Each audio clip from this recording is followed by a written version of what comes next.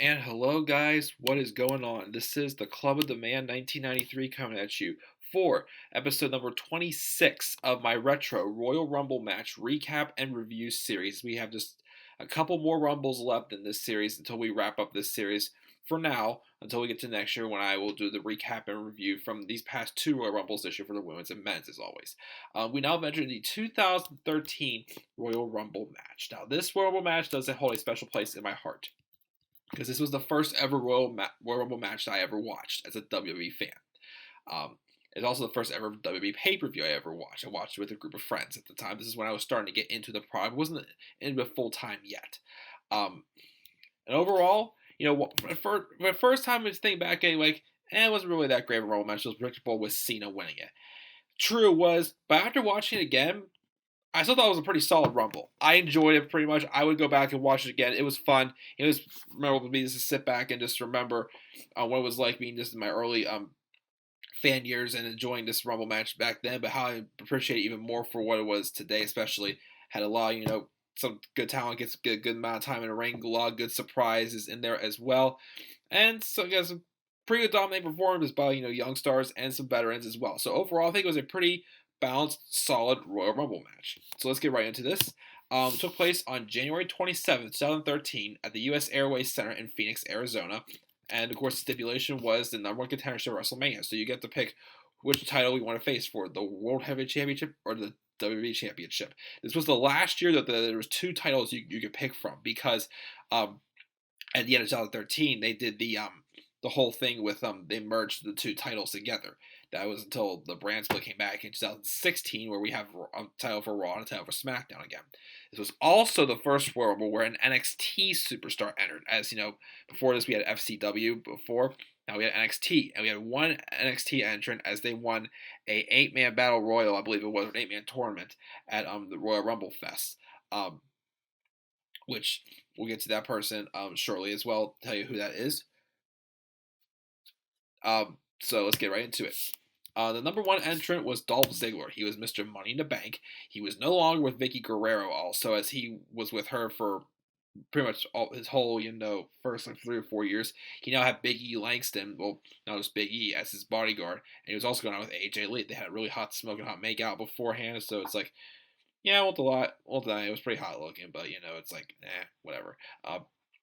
So he gets to the ring number one, where Vicky Guerrero had made him pick between either numbers 1 and 2. So he pretty much got into the ring, just cut a promo like how this is how it's going to start. This is how this match is going to end. Also with him staying tall at the end.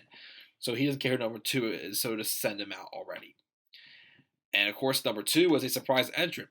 It was Chris Jericho, who made his return. He had not been seen since the night after SummerSlam, where Ziggler and Jericho faced off each other in a match for either Dolph's Money in the Bank contract or Chris Jericho's WWE contract. Jericho lost the match, so Jericho's contract was terminated. So this is his return since then.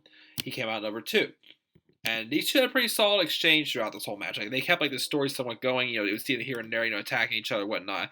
They kept Death Strong going pretty good. So I liked, the dynamics between these two throughout the match. And Dolph Ziggler and Chris Jericho also had great showings in this match as well, starting off at numbers 1 and 2. Number 3 was Cody Rhodes, who had a really strong showing, I thought, in the 2012 Royal Rumble. He was Intercontinental Champion in 2012. He did have a good, strong showing. He had the most eliminations, I believe.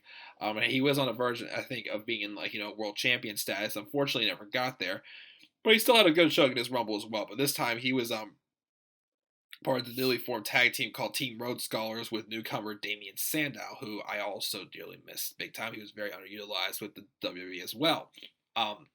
So Cody Rhodes came out at number 3. Number 4 was Kofi Kingston. Number 5 was Santino Marella, who was in there, and he looked like he thought he had eliminated everybody, but they all were just sitting on the ropes and staring at him. And pretty much, it looked like Enzo Amore. What happened to Enzo Amore in a Royal Rumble match, pretty much. They all hit their finishers on Santino Marella before Cody Rhodes would eliminate him. Number 6 was Drew McIntyre. He was the big stable in this match was 3MB. I shouldn't say big stable, that was the only stable in this match really, was 3MB. With Heath Slater, Drew McIntyre, and Jinder Mahal. Just talk about my SmackDown review tonight.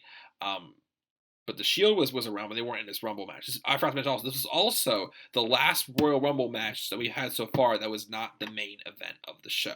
Since CM Punk and The Rock were the main event, the Shield did appear there. But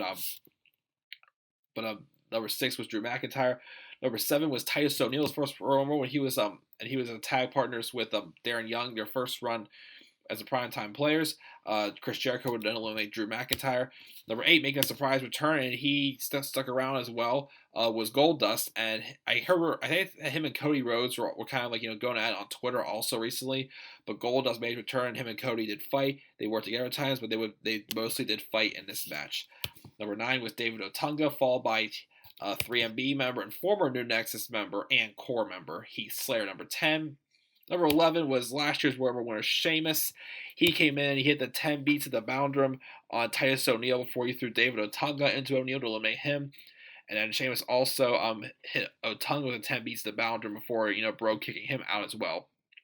Number 12 was Lord Tensai, which they mentioned this is his 6th Royal Rumble match, but that's including all the other ring names he's wrestled under, which I have no idea what they all are at this point. I've lost track, but Lord Tensai was at number 12. Number 13, Brodus Clay. Never really was a Brodus Clay fan. Just that weird Funkadactyls gimmick he had pretty much. I'm like, yep, not buying it. He came in at number 13, and then that's where Cody Rhodes eliminates his brother Goldust by running him into the post. Number 14 was Rey Mysterio, the 2006 Royal Rumble winner. Number 15 was Darren Young, the other half of the primetime players. Everyone teamed up to eliminate Brodus Clay, and then Kofi Kingston would then hit like a head scissors on Lord Tensai to eliminate him. Now Kofi was on the ring though. This was Kofi's big spot of the night also, and Dolph Ziggler kind of gave him a little bit of a nudge. So Kofi lost his balance and he jumped and he landed on Tensai's back, and then Tensai just pretty much just laid him out on the table. But Kofi never touched the floor, so he was wondering to get back into the match. Well, last year, he landed on his hands in a handstand before putting his feet back on the steel steps and walking back into the match that way. So Kofi thinks he could just jump to get back into the ring. This is too far of a jump, too much of a risk. So what he does, he asks JBL for his chair. And he borrows JBL's chair and pretty much just scoots his way, pogo sticking himself over back into the apron. He gets back on the apron, where he would then eliminate Darren Young. But then Cody Rhodes then hit him with a disaster kick to eliminate him. While that was all going on, though, number 16 entrant was Bo Dallas, the winner of the NXT Battle Royal at the Royal Rumble Fest. He came in at number 16, and to a surprise, they gave him a good amount of time in this match, Bo Dallas. I was impressed. Too bad he's not being too well on the main roster these days, though, but I was glad to see that Bo Dallas got, the show he did in this Royal Rumble match. Number 17, The Godfather, made a surprise return, came out with 2 stunning young ladies. Didn't last too long, as Ziggler would eliminate him in like 3 seconds. Number 18 was the current Intercontinental Champion, the other guy who I miss dearly, Wade Barrett, as we would know later on that year and into 2014 as Bad News Barrett. Then they dropped that gimmick when they gave him King of the Ring. Miss Wade Barrett. He was Intercontinental Champion. Also, one of his thousands of theme songs that I've heard how many times. My favorite one, definitely by Barrett, was definitely that End of Days theme song he had.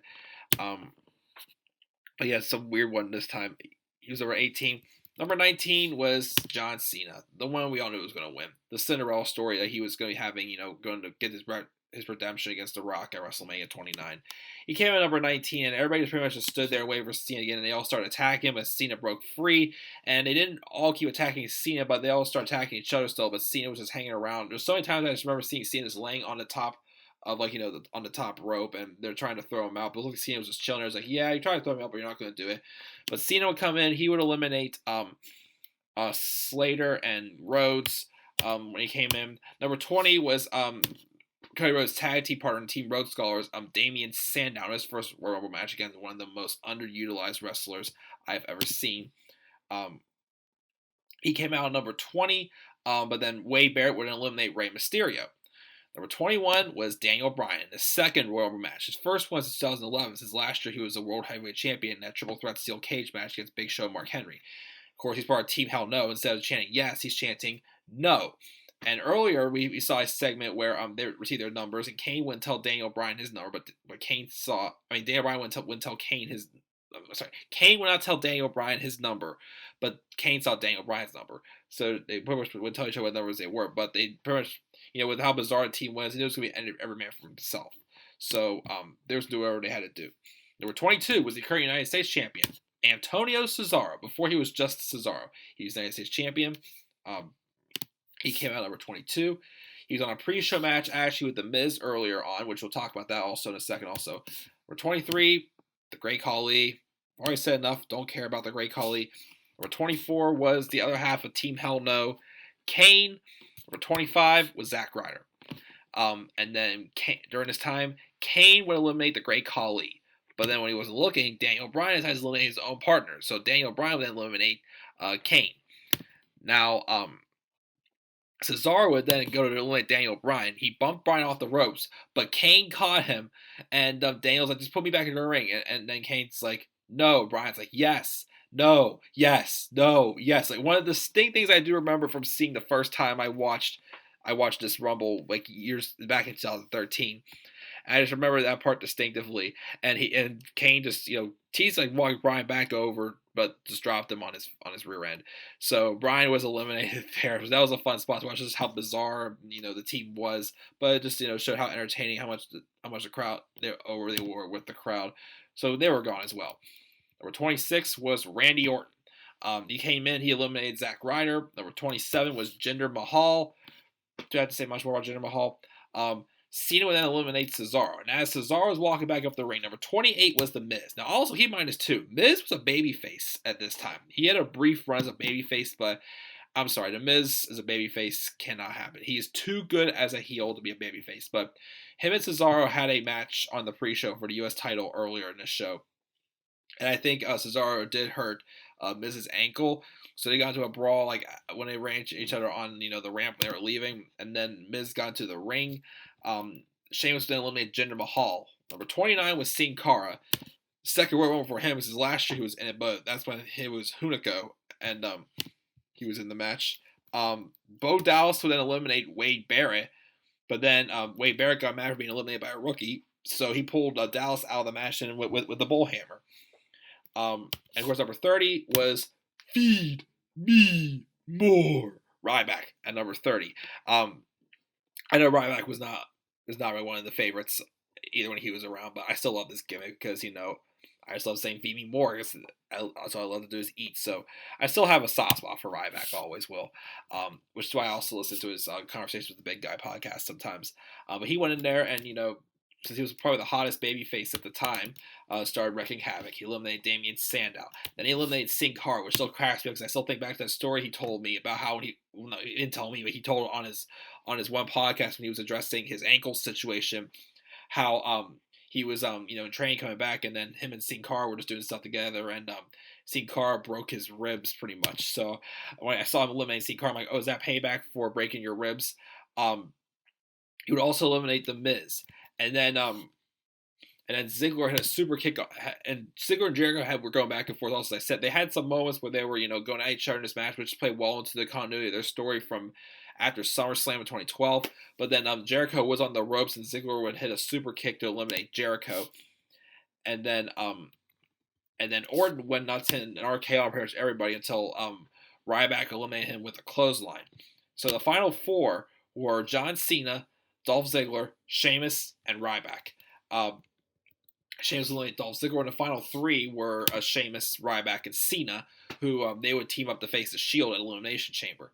So it was three baby faces, and they just all started going at it pretty much. They pretty much kept all to the side point that they were going to WrestleMania.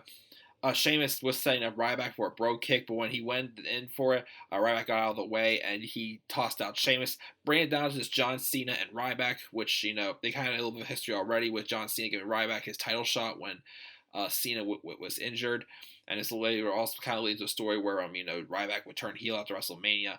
Unfortunately, that's where Ryback's career really went downhill, unfortunately. They had a strong show going at it as well.